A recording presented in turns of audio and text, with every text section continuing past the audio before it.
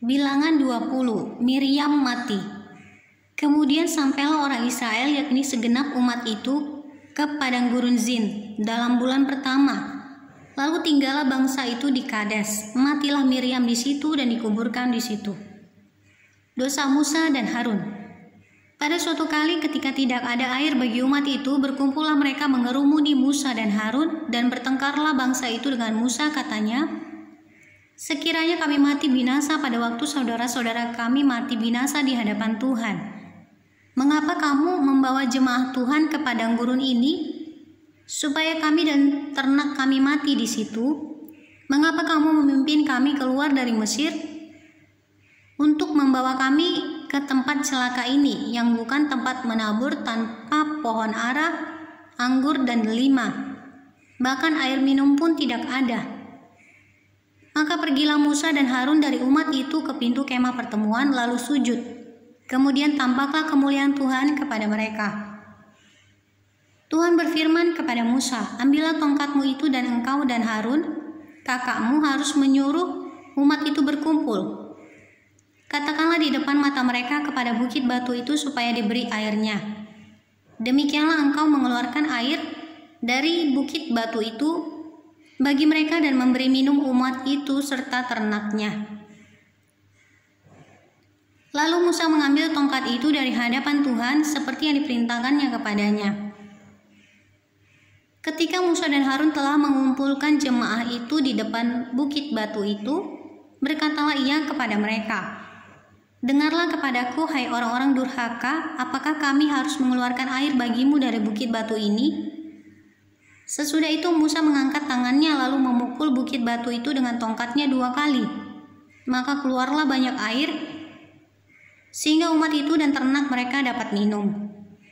Tetapi Tuhan berfirman kepada Musa dan Harun, "Karena kamu tidak percaya kepadaku dan tidak menghormati kekudusanku di depan mata orang Israel, itulah sebabnya kamu tidak akan membawa jemaah ini masuk ke negeri yang akan kuberikan kepada mereka."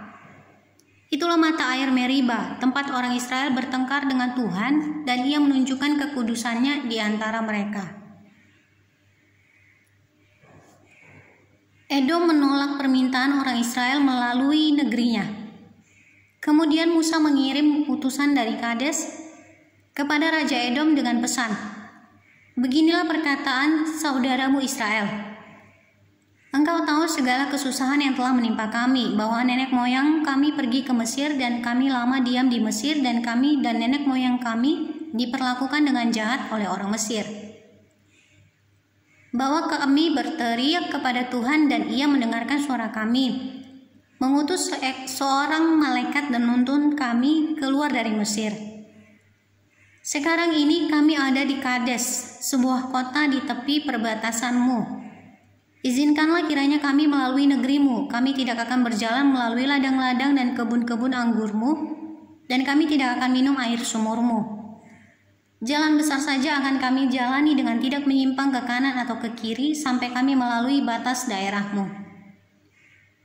Tetapi orang Edom berkata kepada mereka, "Tidak boleh kamu melalui daerah kami, nanti kami keluar menjumpai kamu dengan pedang." Lalu berkatalah orang Israel kepadanya, "Kami akan berjalan melalui jalan raya, dan jika kami dan ternak kami minum airmu, maka kami akan membayar uangnya, asal kami diizinkan lalu dengan berjalan kaki, hanya itu saja." Tetapi jawab mereka, "Tidak boleh kamu lalu."